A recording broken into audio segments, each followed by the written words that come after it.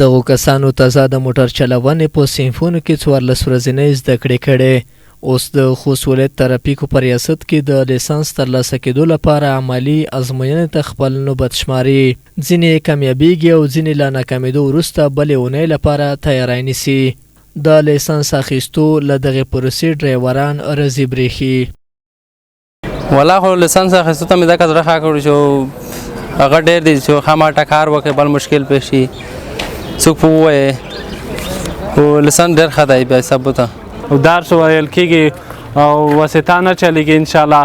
دلته د تیر نظام نه اوس الحمدلله ټرایي کې پس کوي. تیر نظام کې په پیسو خبره وه، اوس په خپله ټرایي سره پس کېږي. خو دغو ډرایورانو کې چې یو شمېر په تیر کې د ترافیکي پیښو شهیدان پاتې شوي زیاتوي چې د لیسانس اخیستل په ترافیکي پیښو کې د کمښت سبب کېږي. داسې پیښې ملدلې دي چې بیخي پکې ډېره مرګ ژوبله وه، بیخي ډېر تلفات وخت دی چې به هغه وجه وه چې دا وجه وه چې لیسن یې نه لرلو، تربیه یې نه لرله، دته معلومات نه وي مکمل. لیسن چې وخولي باید دته مکمل معلومات وي. انشاءالله چې لیسن وخولي دته به هېڅ مشکله نه وي ټکر په باره کې نه په هر څه خطر نه به دی بچ وي.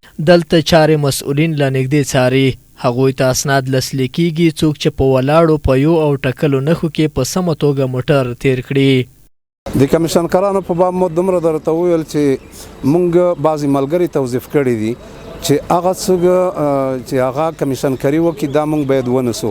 نو لله الحمد تر اوسه پورې کمیشنکارون نه دي نیول شوي، یعنې شته نه وجود نه لري.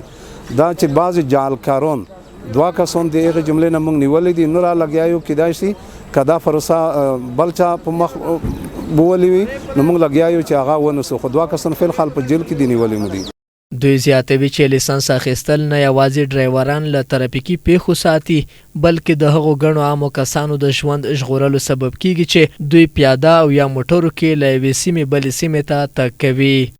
څوک چې لیسانس ورنه لري باید لیسانس خامخا واخلي او د لیسانس لپاره هغه اصول قوانین چې د دولت د طرف نه په نظر کې نیول شوي دي هغه کاملا سر ته ورسوي. او هغه څوک چې هغه کم عمر دي یا هغه څوک چې هغه معیوب دي دا باید موټر ونه چلوي ویل چې کم عمره تجربه نه لري. یاد دې وي چې د تیر جمهوریت نظام پر مهال تر ډیره د دغه ریاست په چارواکو د خلکو نیوکې له دې امله زیاتې وي چې دوی د پیسو په مقابل کې د کمیشنکارانو په واسطه لیسانس ویشل. د چارو شنونکو په باور له دې چارې سره که څه هم ځینې ډرایوران د ډرایورۍ قانوني چوکاټ ته داخلیږي خو هغوی څخه د ترافیکي پیښو په کمښت او د ترافیکي نښو په پیژندلو کې تمه نشي کېدای. برحاله کسان وایي چې کمیشنکاري نشته او د جلکرۍ په تور د 2 کسانو د نیول کېدو خبر ورکوي.